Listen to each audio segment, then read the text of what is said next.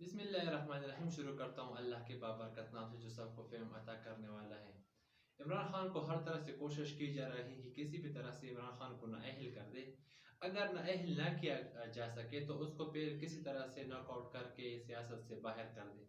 जिस तरह से नवाज शरीफ को नॉकआउट कर दिया गया था, जिस तरह से नवाज शरीफ को नाअहल कर दिया गया है, क्योंकि वो जो सारे केसेस थे उनके अपने बनाए गए, अपने उनकी जो गलतियाँ थी, अपने उनकी करप्शन के केसेस थे।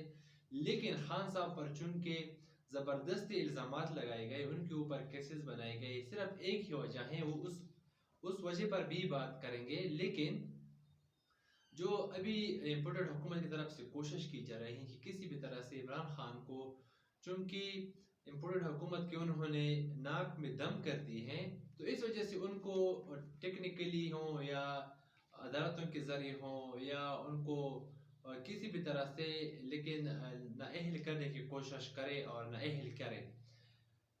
असल में जो इनको कटक रही है वो एक चीज़ है, वो सिर्फ यही एक चीज़ है कि जिस तरह से खान साहब पूरे एक मुल्क में जो है कामयाब हो चुके हैं, जिस तरह से लोग उनको पसंद करते हैं, लोग उनको जो है फॉलो करते हैं, और जो उनका एक नैरेटिव है कि हमने इस मुल्क को एक आज़ाद मुल्क बनाना है, एक आज़ाद रियासत बनाना है, एक ऐसी रियासत बनाना है जिसका अल्लामा इकबाल ने ख्वाब देखा था और क़ायद आज़म ने इसके लिए जो है मेहनत की, कोशिश की। हमारा जो नज़रियात हैं हमारे, उनके मुताबिक एक मुल्क जो है हम एक तश्कील दे, इसकी बुनियाद रखें।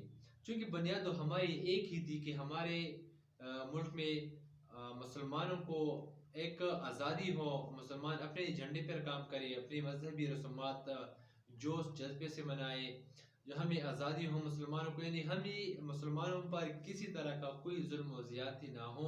हम अपने मुसलमान अपने फैसले खुद करें। हम अंग्रेज़ों की ग़ुलामी से हमें निजात दिलाई गई, हमें हिंदुओं की, हमें जो है गैर मज़हब के लोगों से निजात दिलाई गई। इनकी सिर्फ एक ही वजह थी और वो वजह ये थी कि जो है हम दूसरे मज़हब के साथ, चूँकि मजहबी इख्तिलाफात होते हैं, तो वो कहते हैं कि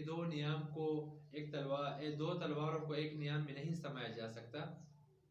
तो वही चीज़ थी कि जो चूँकि मजहबी इख्तिलाफात थी, तो इस वजह से हिंदू और मुसलमान चूँकि एक मुल्क में तो रह नहीं सकते थे, तो इस वजह से पाकिस्तान जो बरसग़ीर था, जो पाक इंडिया जो हिंदुस्तान था, उसको अलग करके जुदा कर दिया गया, एक मुसलमान मुल्क बनाया गया और एक हिंदुओं को अपना मुल्क दे दिया गया, इंडिया, मुसलमानों को पाकिस्तान दे दिया गया।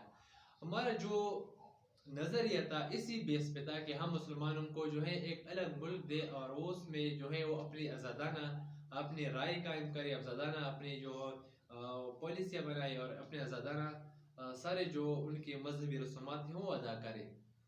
लेकिन चूँकि हमें मजहबी रसूमात, हम खुले दिल से अपने दिन के प्रचार, अपनी इबादत कर सकते, इबादतगाहों में जा सकते हैं, तबलीग कर सकते हैं, सब कुछ कर सकते हैं। लेकिन इस मुल्क को जो एक दीमक की तरह एक बीमारी लगी हुई है, वो ये है कि मुसलमान, अभी ये मुल्क के जो लोग हैं वो कम्प्लीटली अपने फैसले खुद नहीं कर सकते। जर्नलों की तरफ से, बड़े बड़े जो हमारे सियासतदान हैं उनकी तरफ से ये बताया जाता है कि हमारे मुल्क के जो भी फैसले होते हैं, कुछ ऐसे फैसले होते हैं जो बड़े लेवल पे होते हैं, वो बाहर के मुल्कों से यानी अमेरिका के ज़रिए से किए जाते हैं। अमेरिका अगर उसकी जो है परमिशन दे दे, अमेरिका की तरफ से हमें इजाज़त मिले, तो वो हमारे मुल्क में वो काम हो सकता है। अगर अमेरिका की तरफ से वो इसकी अप्रूवल ना मिले तो हम वो काम नहीं कर सकते। यह एक चीज़ है जो बाकी रह गई है और हमें इस चीज़ पर जो है काम करना है, बात भी करना है और इंशाअल्लाह हकीकी आज़ादी हासिल भी करनी है।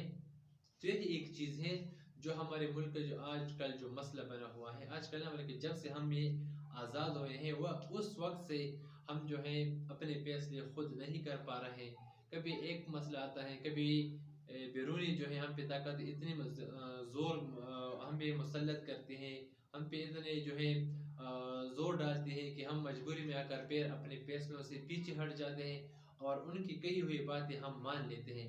लेकिन अब चूँकि कौम जाग चुकी है, उन सब चीज़ों से हम थक चुके हैं। दुनिया में सिर्फ वही कौमें उन्हीं कौमों ने तरक्की की हैं जो कौम अपने फैसले खुद करते हैं। चाइना की ही मिसाल ले लें, चाइना अपने फैसले खुद कर लेते हैं, इंडिया अपने फैसले खुद कर लेते हैं।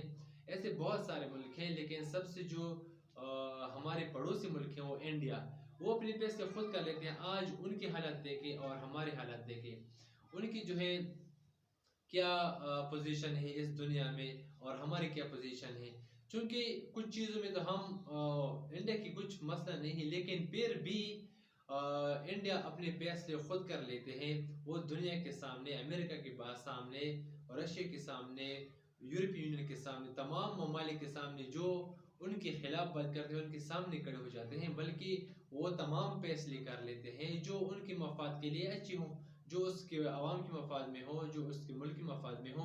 तो यही एक चीज़ है जिसके लिए खान साहब कोशा है और मेहनत कर रहे हैं कि हमने वो हकीकी आज़ादी हासिल करनी है, वो मुल्क हमने बनाना है जहाँ पे हम अपने फैसले खुद करें, हम अपने कौम के लिए, अपने मफाद के लिए सोचें, उसके मुताबिक हम फैसले करें जो हमारे लिए बेहतर हों, जो हमारे आवाम के लिए बेहतर हों। यही नारा लगा के खान साहब आवाम में मकबूल हो गए, इतने मकबूल हो गए, आवाम के दिलों में इतने बस चुके हैं कि अब यकीनन ये सारी जो चीज़ें हैं इस इम्पोर्टेंट हुकूमत को हैं ये चीज़ें कटक रही हैं कि किस तरह से खान साहब जो है आवाम में इतने पॉपुलर हो गए हैं, आवाम इतनी इनके पास चली गई है, वोटर भी सारे, सपोर्टर भी सारे खान साहब के पास है, और जितनी भी जवान नस्ल है ज़्यादातर खान साहब को ही सपोर्ट करते हैं।